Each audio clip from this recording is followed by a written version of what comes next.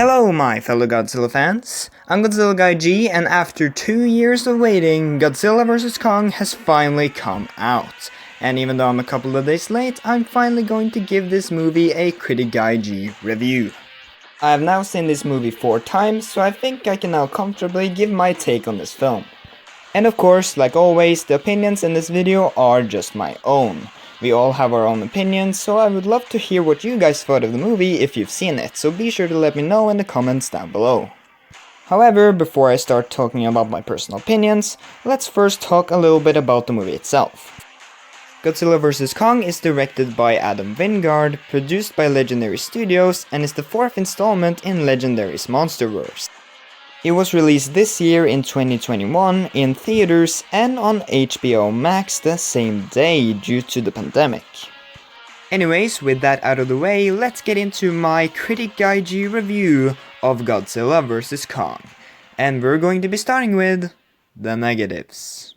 So Godzilla vs. Kong is a very entertaining time. However, it is not a perfect film whatsoever, and there are a lot of things in this movie that I could nitpick.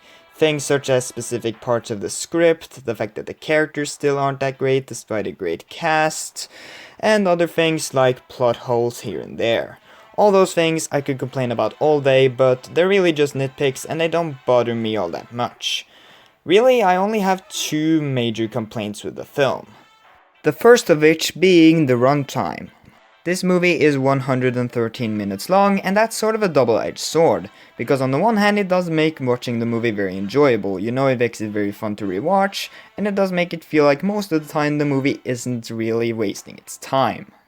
However, on the other hand, it can also make it feel like some of the things in the movie weren't properly built up or explored enough.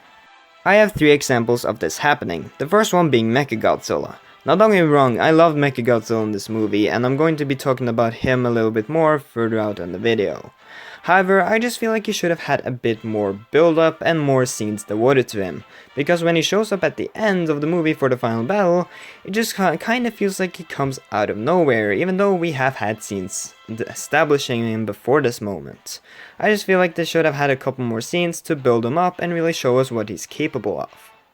My second example is the Hollow Earth, which I really wish we would have gotten to spend more time in. The stuff we did get to see there was awesome, and I really wish we would have gotten to explore it a little bit further. I'm sure they will do that eventually if we get more movies or novels or stuff like that, but still, I just wish we could have had a little bit more time there, and just maybe replace that with some of the other stuff that happens in the movie, like with the human characters for example. And now for my third example, and this is actually my biggest problem with the film and the most disappointing part of it. And that is the character of Ren Serizawa. Now I'm aware that the Monsterverse isn't known for their great human characters. However, Ren Serizawa was one of those few characters I was actually really excited to see and learn more about, because he is related to Dr. Serizawa, who I thought was one of the best human characters in the previous movies. So I was really excited to see what role Ren Serizawa was going to play in this movie and what we were going to learn about him. However, this never happened because we learned absolutely nothing about this guy at all, and the only confirmation we get that he's related to Dr. Serizawa is because his name is Ren Serizawa. That's the only connection he has to the Doctor. Not only that, we never even get to know what his motivations are and why he's even with Apex, since Apex is basically the opposite of Monarch. And at first I thought this was going to go to a pretty good reveal, where it was revealed that his motives was actually that he blames Godzilla for the death of his father, or uncle, or whatever, and he actually wants to take revenge on Godzilla, doing something similar to what Revenge of Iris did. However, once again, we never get anything, and because of that there's no reason for why this character is even related to Dr. Serizawa. And really, he could have just been replaced with any other person who had beef with Godzilla. Seriously, there's that little point to this guy having a relation to someone actually important. He is by far the biggest disappointment in this movie, because he could have actually been an interesting character, and I'm really disappointed that he wasn't. And those were pretty much my only flaws with this movie. And now let's be positive for a change and talk about the positives. Godzilla vs. Kong is a very entertaining movie, and there's a lot of reasons to why that is.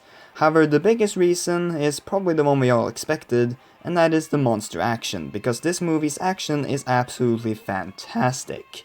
Whether you're talking about the first fight between Godzilla and Kong, or their second interaction in Hong Kong, or of course the best fight in the movie, the final battle with Mechagodzilla, which was basically like the original final fight in Godzilla vs. Mechagodzilla, except King Caesar is switched out for Kong, and the fight doesn't end with Godzilla suddenly getting magnet powers out of nowhere.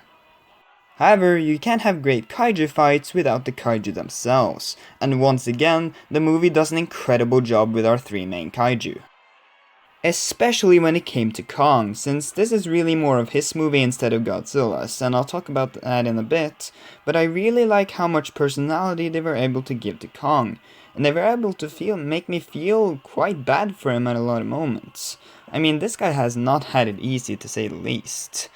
But I think they did a really good job of making him a believable, real character, giving him a lot of great moments to shine, both in terms of his personality and in terms of just badassness. I really think they struck a very nice balance with Kong in this movie, and I'm quite happy that he's the main focus here because he only had one movie before this, while Godzilla had two.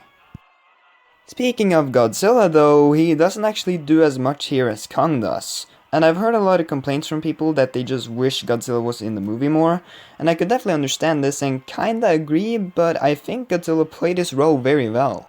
Sure, he doesn't get as much attention as Kong does, however he still gets a lot of badass moments, a decent amount of screen time, and he technically wins over Kong in the end, so I can't really complain about it. I think they utilized Godzilla very well despite his limited screen time.